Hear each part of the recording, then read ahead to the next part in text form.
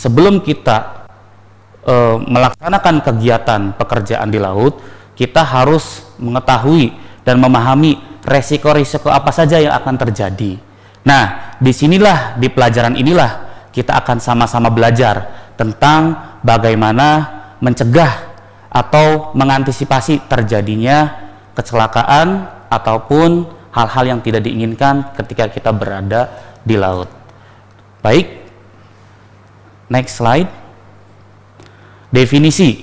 Nah, definisi daripada SOLAS yaitu International Convention for Safety of Life at Sea atau SOLAS merupakan peraturan utama berkaitan dengan keselamatan maritim. Konvensi ini mengatur standar minimum konstruksi, peralatan, serta pengoperasian kapal. Pertama kali diadopsi tahun 1914. SOLAS telah mengalami beberapa perkembangan. Selanjutnya, nah, sebelum kita memasuki materi yang lebih dalam, kita harus mengetahui dulu tentang apa sih latar belakangnya dan apa saja perkembangan dari aturan SOLAS itu tersendiri. Ya, jadi versi pertama SOLAS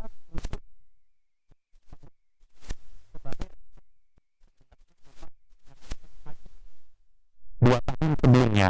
Jadi adik-adik, mungkin adik-adik semua tahu tentang bagaimana cerita kapal Titanic, pernah melihat di bioskop ataupun di media sosial, bagaimana sangat-sangat historical kapal Titanic tenggelam pada tanggal 14 April 1912, dan kemudian 2 tahun setelahnya muncullah aturan-aturan ini, di mana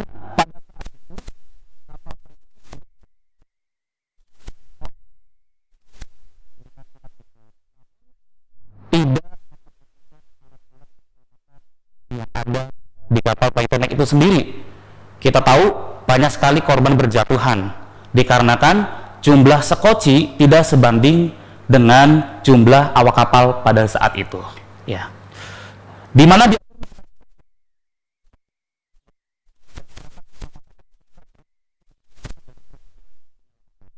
termasuk ketentuan untuk dilaporkan posisi kapal melalui radio komunikasi.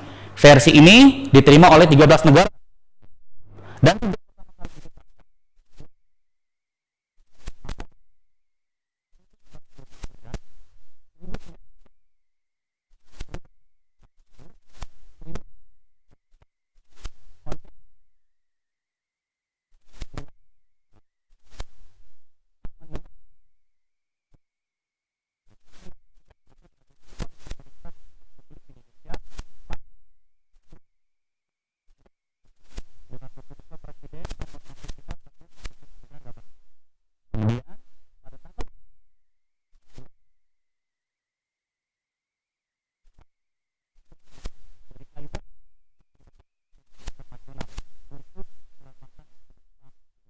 yang dikenal International Port Facility Security atau ISPS Code 2002. Jadi inilah aturan di mana ketika kita berbicara tentang keselamatan di laut terkait dengan peralatan-peralatan yang kita gunakan, kita mengadopsi aturan dari Safety of Life at Sea atau yang kita sebut SOLAS. Next. Nah, isinya apa aja sih SOLAS itu, atau muatannya apa saja? SOLAS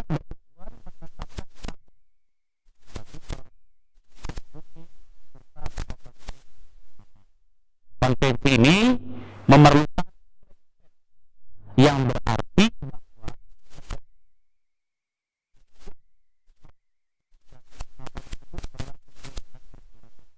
memiliki jumlah sertifikat yang telah ditentukan di dalam konvensi itu sendiri.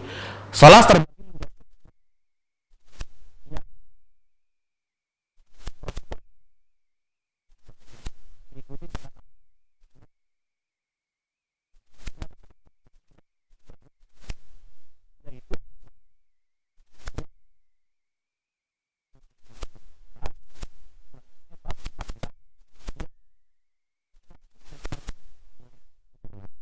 adapun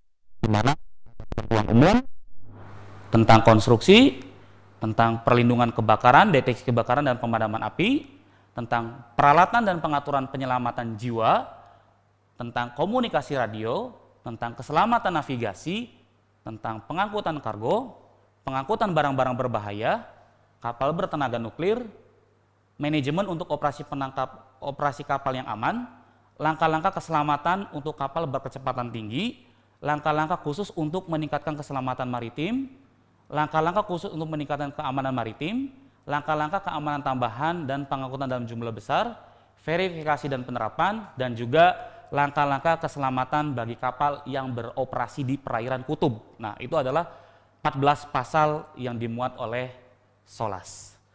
Next. Baik, setelah kita mengetahui tentang pasal-pasal SOLAS tersebut, nah, selanjutnya adalah peraturan yang membicarakan alat-alat penyelamatan diri terdapat di SOLAS tahun berapa? 1978, amandemen 1983 per 1 Juli 1983. Nah, apa aja sih alat-alat penolong keselamatan itu? Yang pertama adalah alat-alat penolong perorangan. Bisa kita lihat di nomor 1. Nomor 1 itu adalah lifebuoy atau pelampung penolong. Adik-adik akan mudah melihat alat ini berada di kapal, di sisi kapal ya. Alat ini mudah digunakan dengan cara dilemparkan ketika terdapat korban di laut. Kemudian nomor 2 adalah life jacket atau baju atau jaket penolong. Nah, life jacket ini juga mudah digunakan, adik-adik bisa melihat ya di berbagai kegiatan. Life jacket ini selalu digunakan agar ketika kita terjatuh ke dalam air, badan kita bisa mengapung menggunakan life jacket itu. Kemudian nomor 3, immersion suit atau pakaian cebur. Nah, apakah itu immersion suit? Ya, jadi pakaian cebur ini dipergunakan pada saat si pengguna melakukan berenang di wilayah perairan yang sangat dingin. Tujuannya apa? Tujuannya agar suhu tubuh kita pada saat menggunakan immersion suit itu tidak cepat dingin, sehingga kita tidak mengalami hipotermia. Kemudian yang keempat adalah thermal protective aid atau sarana pelindung panas tubuh. Nah, ini adalah suatu kemasan ya yang dipergunakan, tujuannya sama agar menahan suhu tubuh kita tidak cepat dingin, sehingga kita terhindar dari rasa kedinginan atau menyebabkan hipotermia. Selanjutnya, alat-alat penolong bergu. Nah, tadi kita membahas tentang alat-alat penolong perorangan. Sekarang alat-alat penolong bergu atau berkelompok. Yang pertama ada skoci ya, mungkin adik-adik sering melihat nih skoci ini di berbagai kegiatan atau mungkin di film juga orang menggunakan skoci ya, menggunakan dayung. Nah, kemudian ada rescue boot. Nah, skoci penyelamatan. Bedanya apa? Kalau rescue boot itu terdapat tempat ya atau penutup yang menghindari daripada sinar matahari atau pada saat hujan ya, sehingga si korban bisa masuk di dalamnya. Selanjutnya adalah life raft. Nah, ini yang menarik. Alat penolong kembung atau alat penolong ini biasa kita sering jumpai di sisi-sisi kapal. Ya, berbentuk seperti kapsul berwarna putih. Mungkin bagi teman-teman atau adik-adik atau sahabat kreatif yang belum tahu, jadi alat ini bukan sekedar pajangan, tapi alat ini dipergunakan apabila terjadi emergensi, apabila terjadi accident, maka alat ini bisa kita gunakan. Bagaimana caranya? Ya, caranya adalah dengan cara melemparkan alat ini, kemudian menarik daripada talinya. Nanti dengan sendirinya alat ini akan mengembang. Mengapa bisa mengembang? Karena terdapat pompa yang menekan gas sehingga membuat skoci itu mengembang. Dan di dalamnya terdapat 26 equipment atau alat-alat keselamatan, termasuk makanan, termasuk juga terdapat alat-alat medis, obat-obatan, dan juga alat-alat penunjang keselamatan jiwa yang lainnya. Selanjutnya nomor 8, peluncur bebas apung. Nah, di beberapa kapal itu difasilitasi peluncur. Jadi ketika kapal itu mengalami accident, maka kapal tersebut akan meluncurkan peluncur bebas apung, di mana si para korban siap memasuki dan meninggalkan kapal. Ya, tentunya ketika peluncur bebas apung ini diturunkan, diupayakan tidak melewati perairan yang terdapat tumpahan minyak. Kenapa? Karena tumpahan minyak tersebut itu bisa mengakibatkan kebakaran. Apakah mungkin terjadi kebakaran di atas air? Sangat mungkin. Karena minyak dengan air itu sifatnya tidak menyatu. Massa jenis minyak itu lebih ringan dibandingkan air, seperti hukum fisika. Maka posisi minyak akan selalu berada di atas dan potensi untuk terbakar itu sangat besar. Maka ketika kita mendayung atau menggunakan rescue boat, diupayakan tidak melalui perairan yang di atasnya tercemar minyak. Baik, next selanjutnya. Nah, definisi alat ya, biar adik-adik lebih paham tentang definisinya. Baik, yang pertama rescue boat ya, adalah skoci yang dirancang bangun untuk menyelamatkan orang-orang dalam keadaan bahaya dan untuk memimpin pesawat luput maut. Kemudian immersion suit adalah pakaian pelindung yang melindungi panas tubuh dari orang yang menggunakannya agar tidak berkurang pada saat di air yang dingin. Kemudian life raft adalah alat penolong yang terdiri dari rongga-rongga yang tidak kaku dan diisi dengan gas untuk pengapungnya dan biasanya dibiarkan tidak terkembung hingga siap untuk dipakai. Selanjutnya thermal protective aid adalah kantong yang terbuat dari bahan yang kedap air dengan tingkat penyerapan panas yang rendah yang berfungsi mengurangi hilangnya panas tubuh dari orang yang menggunakannya. Baiklah adik-adik dan sahabat kreatif semuanya dimanapun kalian berada, untuk memahami materi ini lebih dalam, marilah kita lihat tayangan video berikut ini.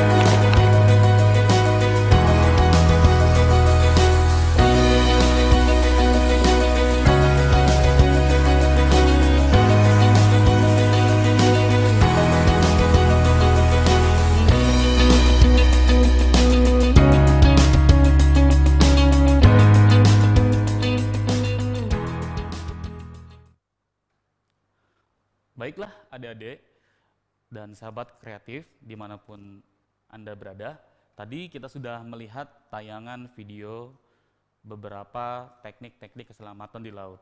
Ya, tadi kita masih ingat bahwa cara-cara pada saat terjadi kecelakaan, maka kita diwajibkan untuk meninggalkan kapal. Kenapa? Karena pada saat terjadi kecelakaan, misalkan contoh kapal tenggelam, maka awak kapal harus meninggalkan kapal.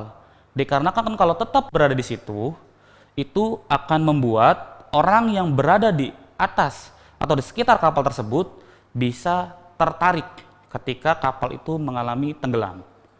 Maka ketika kita harus jauh meninggalkan kapal, seberapa jauh? Minimal 2-3 kali panjang kapal. Misalkan panjang kapal 20 meter, maka sekitar 40-60 meter minimal kita menjauhi kapal. Nah, pada saat kita terjun dari kapal, itu pun tidak sembarangan. Karena apa? Karena kita harus memperhatikan bagaimana cara yang baik. Tadi sudah ada di video, ya. Caranya adalah kita bisa menutup mulut dan hidung seperti ini, dan kemudian kita menguncinya dengan salah satu tangan seperti ini. Ya, pandangan ke depan, dan kita terjun dengan cara melangkahkan salah satu kaki, kemudian terjun ke bawah.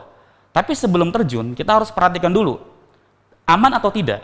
Ya, di bawah ada tidak benda-benda yang menghalangi kita terjun, kemudian ada tidak orang ataupun benda apung yang ada di air yang bisa membahayakan kita.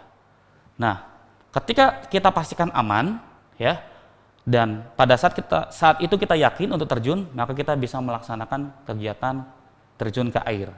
Dan ingat, maksimal jarak ketinggian kita untuk terjun adalah 4,5 meter. Jadi, kalau kita terjun dari kapal, itu jangan ambil dek yang paling tinggi, tapi cari dek yang paling rendah untuk kita bisa melakukan terjun ke laut. Nah, selanjutnya, tadi ada cara melakukan berenang secara berkelompok, ya, membuat lingkaran. Mengapa membuat lingkaran? Ya, karena tidak memungkiri ketika kita di suatu perairan tertentu itu terdapat ikan buas atau ikan hiu. Nah, dengan kita membuat lingkaran tersebut, itu akan menghindari kita dari serangan ikan hiu. Kenapa bisa? Karena pada prinsipnya ikan hiu tidak akan menyerang sesuatu yang lebih besar daripada tubuhnya. Sehingga ketika kita membuat suatu lingkaran yang besar, diasumsikan itu seperti sesuatu yang lebih besar daripada ikan hiu itu tersendiri. Sehingga kita akan terhindar daripada serangan ikan hiu. Pada prinsipnya ikan hiu itu tidak akan menyerang ketika diganggu. Maka kita jangan memancing atau mengganggu daripada perhatian ikan hiu tersendiri. Nah, yang kedua, selanjutnya, ketika kita membuat lingkaran, itu selain terhindar dari serangan ikan hiu, itu akan membuat kita lebih bersemangat. Ingat, yang membuat kita bertahan hidup lebih lama adalah dari diri kita sendiri, motivasi kita sendiri, ya. Motivasi dari dalam diri kita sendiri yang membuat kita akan tetap hidup. Nah, setelah itu kita berdoa, ya, dan juga kita tetap optimis. Dengan cara membuat lingkaran, itu pun akan membuat suhu tubuh kita tetap hangat. Ya, jadi itu adik-adik dan sahabat kreatif sekalian, itulah manfaat ketika kita membuat suatu lingkaran, ya, dengan cara berenang beregu atau berkelompok. Ya, selanjutnya tadi ada life raft juga yang berbentuk kapsul, kemudian bisa mengembang dengan sendirinya. Adik dan sahabat kreatif semua bisa lihat. Ya, selanjutnya tadi ada cara pengangkatan dari helikopter, ya. Kemudian ada juga cara menggunakan immersion suit dan juga penggunaan flare darurat, ya. Nah, itu video yang terakhir menggunakan immersion suit dan juga flare Bapak dapatkan langsung ketika Bapak mengikuti pelatihan short course di Perancis, ya. Jadi apa yang sudah Bapak sampaikan, adik-adik setidaknya bisa paham melalui tayangan video tadi, ya. Baik, selanjutnya kita akan memasuki materi jenis-jenis keadaan darurat. Yang pertama, tubrukan. Yang kedua, kandas. Yang ketiga, kebakaran. Yang keempat, bocor dan tenggelam. Yang kelima, reaksi barang bercahaya atau reaksi barang berbahaya atau beracun. Yang keenam, pengerasan muatan. Next. Yang pertama, tubrukan. Adik semua bisa lihat di tayangan ya. Ini adalah gambar kapal yang mengalami kerusakan setelah terjadi tubrukan ya. Bahwa tubrukan sangat mungkin terjadi ya dikarenakan ada human error atau kesalahan manusia itu sendiri atau mungkin kesalahan dalam bernavigasi. Jadi ini merupakan suatu kejadian yang mungkin saja terjadi. Nah, kita pernah melihat fenomena kapal Titanic yang bertubrukan dengan gunung es ya, di mana hanya terlihat kecil di atas namun di bawahnya es itu sangat besar. Itu pun bisa membuatkan kapal tenggelam. Selanjutnya, kandas. Nah, ini adalah situasi di mana kapal mengalami kandas. Ya, pada saat kapal atau awak kapal tersebut atau nakoda dan para perwira kapal tidak memperhatikan bagaimana kedalaman kapal, bagaimana kedalaman perairan dengan ketinggian daripada displacement kapal, maka itu bisa mengakibatkan kapal itu kandas. Umpamanya, displacement kapal itu setinggi 5 meter atau berat bendaman kapal tersebut setinggi 5 meter. Kemudian kapal tersebut dipaksakan memasuki suatu perairan yang dangkal. Umpamanya kedalamannya adalah 3 meter, maka kapal itu akan dipastikan kandas. Begitupun ketika kita tidak memperhatikan bagaimana adanya terumbu karang, bagan ikan dan sebagainya. Itu juga bisa membuat kapal itu kandas. Ya. Selanjutnya, kebakaran. Nah, ini yang pernah kita lihat juga di televisi-televisi ya, kebakaran.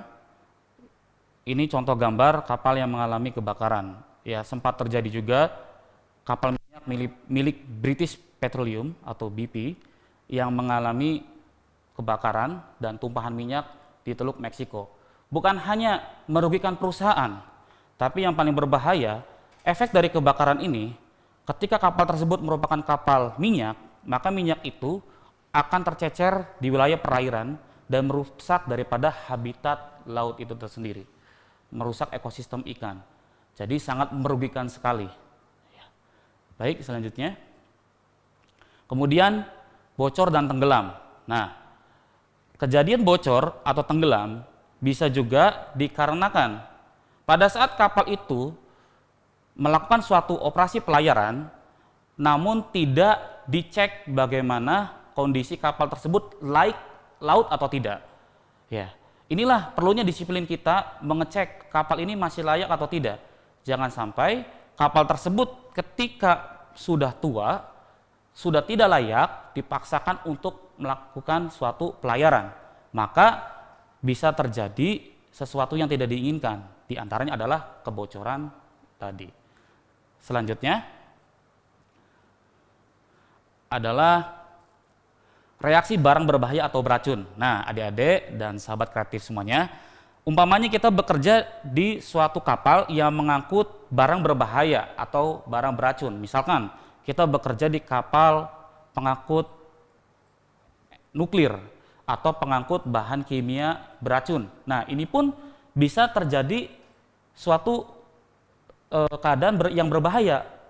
Misalkan daripada tabung kimiawi itu bocor atau rusak, ya, atau terjadi reaksi muatan, maka bisa membahayakan juga daripada awak kapal yang berada di kapal tersebut. Ya, selanjutnya adalah pengerasan muatan. Nah, ini yang menarik. Pengerasan muatan ini mungkin kita tidak begitu menyadari hal ini bisa terjadi. Misalkan adik-adik bekerja di kapal yang mengangkut suatu hal yang bersifat cairan atau curah. Misalkan adik-adik berada di kapal yang mengangkut air bersih ataupun crude palm oil atau CPO. Nah, ketika kapal adik-adik itu membawa angkutan berupa cairan itu melewati suatu iklim yang dingin atau di daerah kutub, maka tidak menutup kemungkinan cairan yang berada di palka itu bisa terjadi pengerasan atau membeku. Nah, terjadinya membeku ini bisa membuat berat daripada kapal itu sendiri berubah atau titik gravitinya berubah. Umpamanya beratnya itu lebih berat di kiri atau di kanan, maka itu bisa membuat kapal tersebut terbalik. Ya, itu adalah salah satu kondisi darurat terkait dengan pengerasan muatan. Baik, next. Ya, baik, kita selanjutnya akan masuk ke materi pengenalan keselamatan dan bertahan hidup.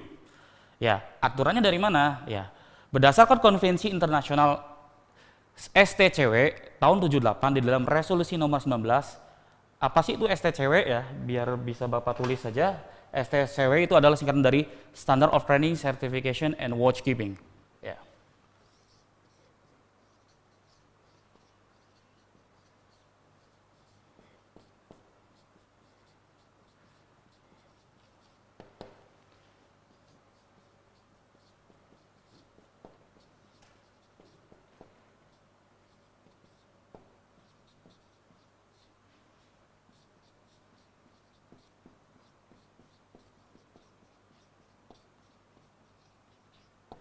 Ya, STCW itu singkatan dari Standard of Training, Certification, and Watchkeeping.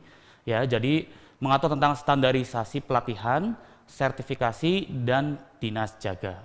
Ya, kaitannya apa? Menyangkut kesiapsiagaan para awak kapal telah memberi rekomendasi mengenai porsi latihan bagi para pelaut dalam teknik penyelamatan manusia di laut. Kemudian resolusi tersebut mengharuskan semua pelaut untuk memahami bahwa sebelum ditempatkan di atas kapal harus diberi latihan yang sungguh-sungguh mengenai teknik penyelamatan manusia di laut. Jadi adik-adik ini sebelum berangkat kerja di laut, sebelum menaiki kapal itu harus pernah dilakukan pelatihan dulu, ya. Pernah mengikuti pelatihan dulu. Jadi tidak sembarangan. Karena apa? Apabila terjadi suatu keadaan darurat, adik-adik sudah tahu apa yang harus adik-adik lakukan. Itu diatur oleh Standard of Training, Certification, and Watchkeeping tahun 1978 di dalam resolusi nomor 19. Makanya adik-adik perlu mengikuti beberapa pelatihan-pelatihan, ya, misalkan Basic Safety Training (BST) ya, yang biasa adik-adik lakukan atau akan adik-adik lakukan di SMK Negeri 1 Mundu Cirebon, ya, karena kami juga telah menyelenggarakan, ya, kami menjadi tempat untuk diselenggarakannya fasilitas pembuatan BST. Ada SCRB, MEIFA, AFF, dan sebagainya. Ya, jadi itu adik-adik sekalian. Ya. Baik, nanti kita akan kembali lagi Pak Dudi dan sahabat kreatif di rumah. Tetap stay tune karena mata pelajarannya nanti akan berlanjut kembali. Jadi sahabat kreatif, dengerin terus Pro 297,5 FM, Suara Kreativitas.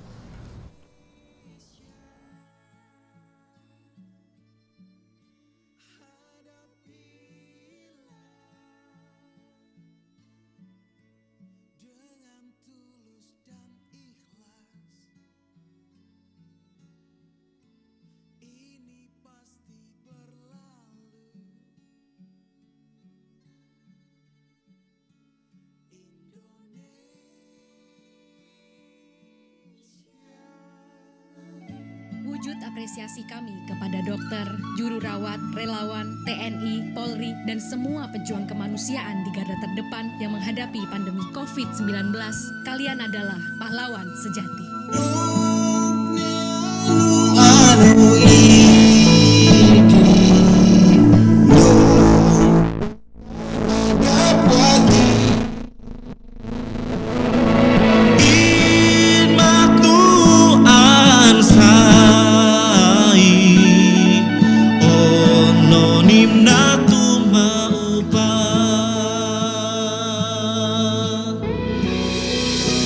Jaga tidak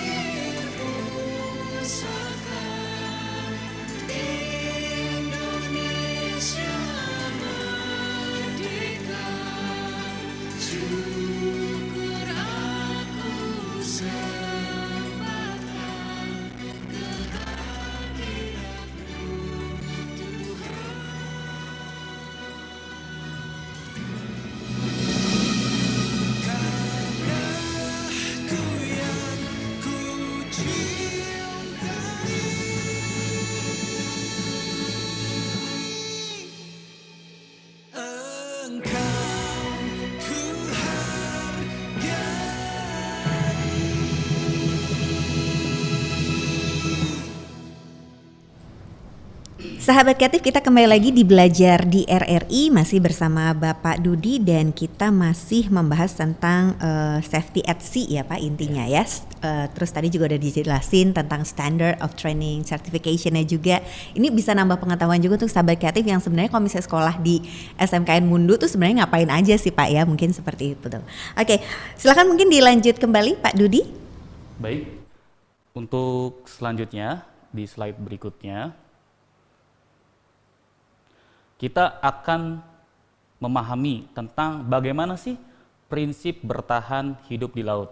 Ya, jadi prinsip bertahan hidup di laut itu yang pertama, berusaha untuk tetap hangat jika mungkin untuk tetap kering.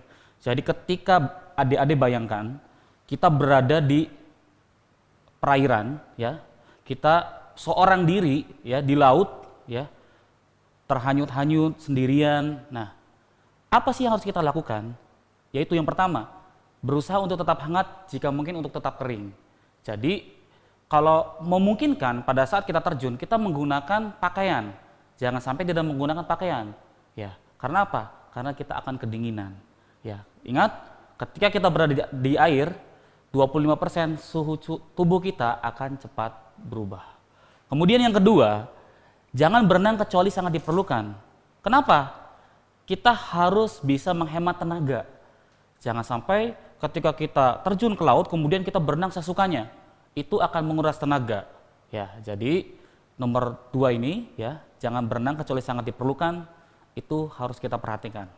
Kemudian yang ketiga, gunakan peralatan survival yang Anda temukan.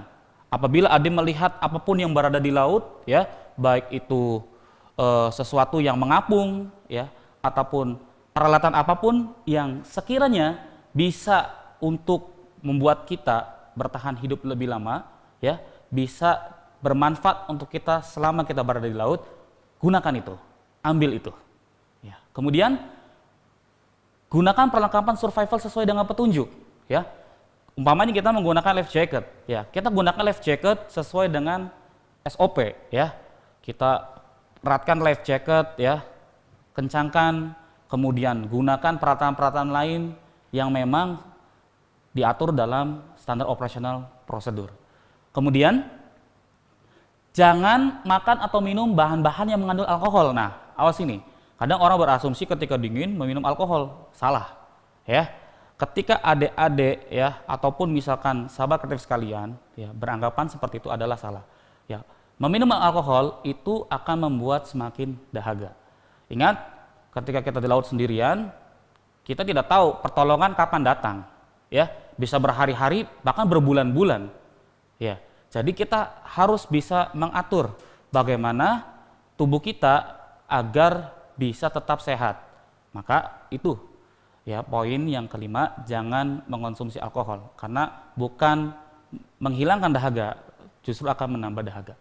Selanjutnya jangan minum urin atau air laut karena akan menambah kebutuhan akan air. Kenapa? Ya, urin atau air kencing ya. Orang yang dalam kondisi darurat itu bisa saja berpikir terdesak ya. Tapi tetap kita tidak boleh meminum urin ataupun laut itu sendiri.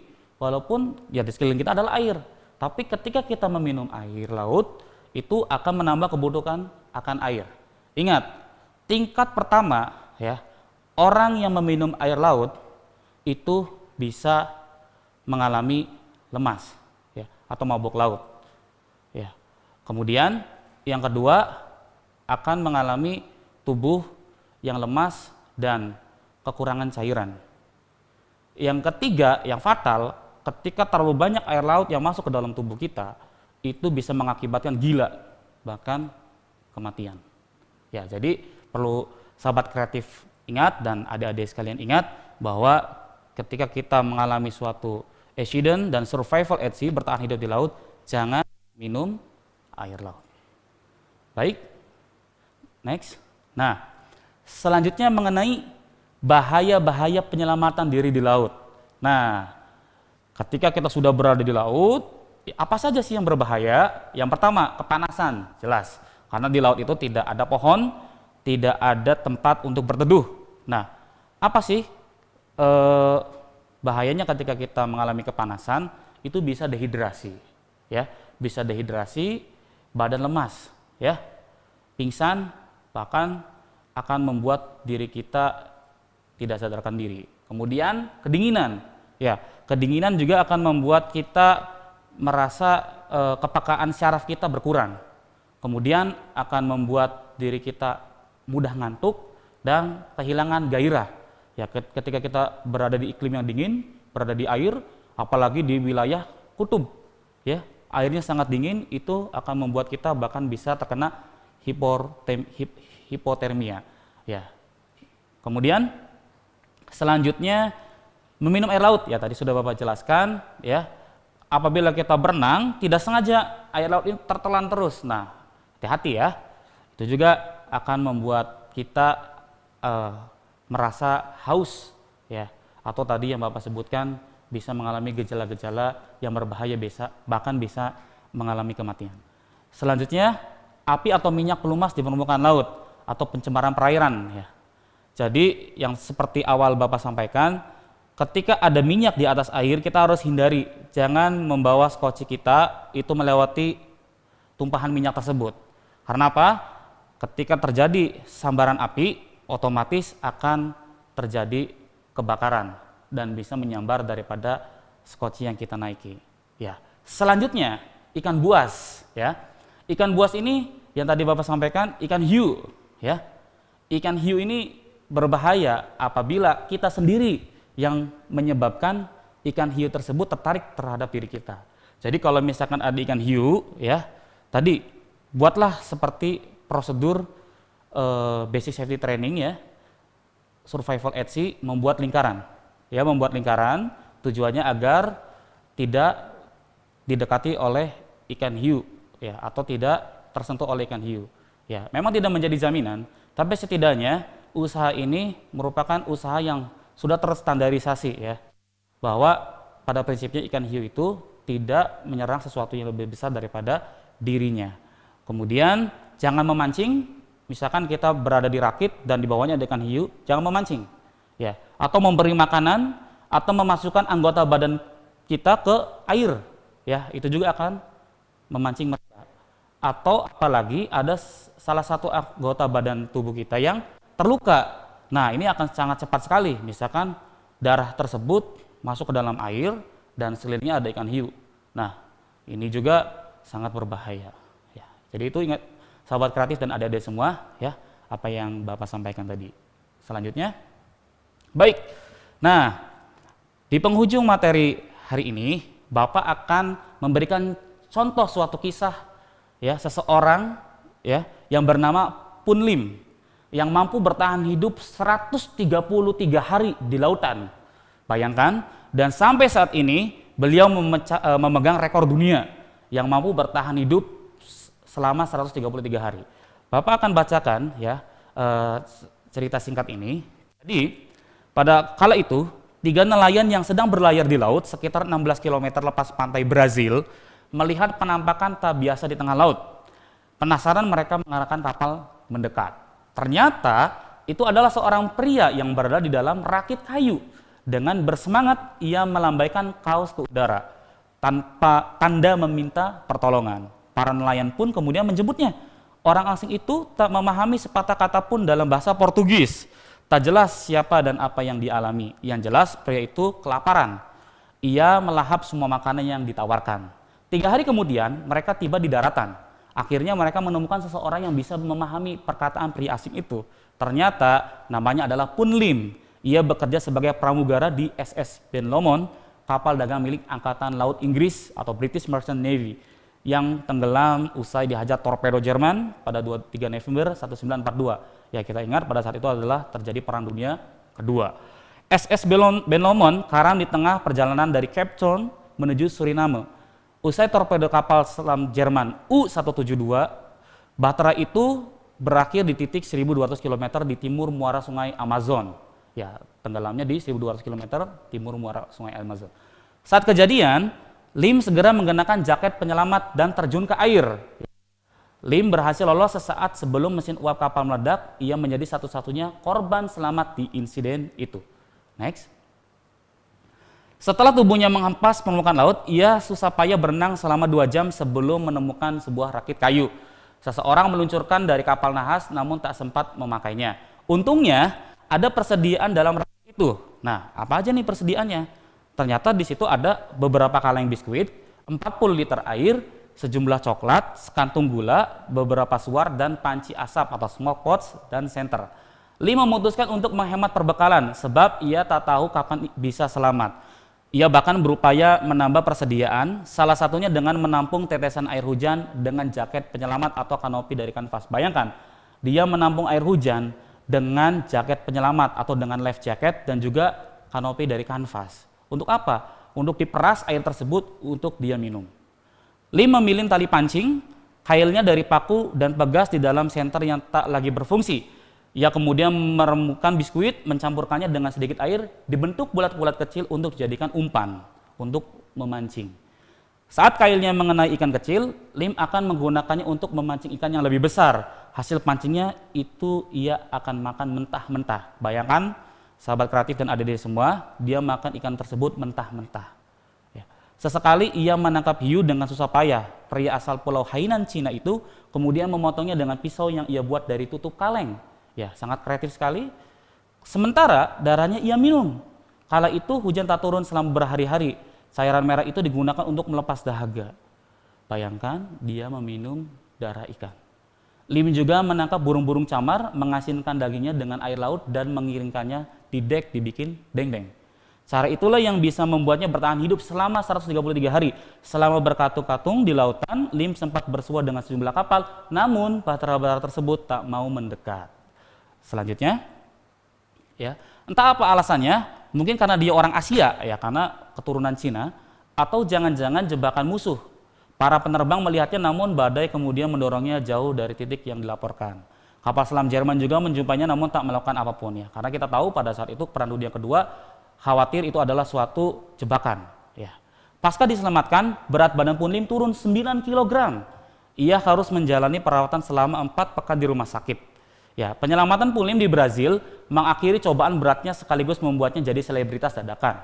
Pada Oktober 1943, Pun Lim pergi ke London untuk menerima penghargaan British Empire Medal dari Raja George VI, ya, atau George VI. Ia juga melakukan perjalanan keliling dunia berbicara tentang pengalamannya dan mengajarkan teknik bertahan hidup. Nah, bayangkan dari pengalaman dia itu bisa menjadi selebritas dadakan. Ya, bahkan pengalamannya dia itu dicari oleh beberapa selebritas atau tokoh-tokoh dunia. Ya. Pasca perang, Lim memutuskan untuk bermigrasi ke Amerika, namun kala itu kuota untuk imigran Cina sudah terlampaui. Meski demikian, berkat ketenarannya dan bantuan Senator Warren Magnuson, Lim menerima dispensasi khusus dan akhirnya jadi warga negara Amerika Serikat. Hingga kini tak ada satu manusia pun yang bisa bertahan hidup 133 hari di laut menggunakan rakit. Pun Lim adalah pemegang rekor. Semoga tak ada yang bisa memecahkan rekor itu, kata dia. Sebelum kematiannya pada 1991 seperti dikutip The Vintage News. Ya, itu adik-adik. Yang terakhir adalah kuis. Baik, adik-adik sekalian. Baik, ada kuis yang akan Bapak sampaikan untuk adik-adik dan juga sahabat kreatif. Bisa juga menjawab di kolom komentar di link channel RA Pro 2 Cirebon, atau bisa juga menjawab di classroom Bapak, ya, di Google Classroom. Yang pertama adalah tuliskan prinsip-prinsip bertahan hidup di laut. Ya, tadi sudah Bapak sampaikan. Yang kedua, bagaimanakah cara agar terhindar dari serangan ikan buas ketika bertahan hidup di laut? Yang ketiga, apakah nilai positif yang bisa kalian dapatkan dari kisah Pun Lim yang mampu bertahan hidup selama 133 hari di laut? Itu. Baik, terima kasih Bapak Dudi Rahadi SPI, ya, guru SMKN Negeri 1 Mudu. Mudah-mudahan ini sahabat kreatif dan juga pelajar ini bisa memetik hasilnya, Pak, ya. Kayak tadi ada kisah yang ternyata bisa bertahan lama di laut. Itu 133 hari, ya. Oke, dan demikian tadi pelajaran tentang dasar-dasar keselamatan di laut atau safety at sea, ya, untuk kelas 10. Terima kasih Pak Dudi sekali lagi atas waktunya, dan sahabat kreatif, Nanti kita akan ketemu lagi di Belajar di RRI selanjutnya. Neila pamit tapi tetap stay tune karena masih akan menemani sahabat kreatif semuanya sampai nanti jam 12 waktu Indonesia Barat.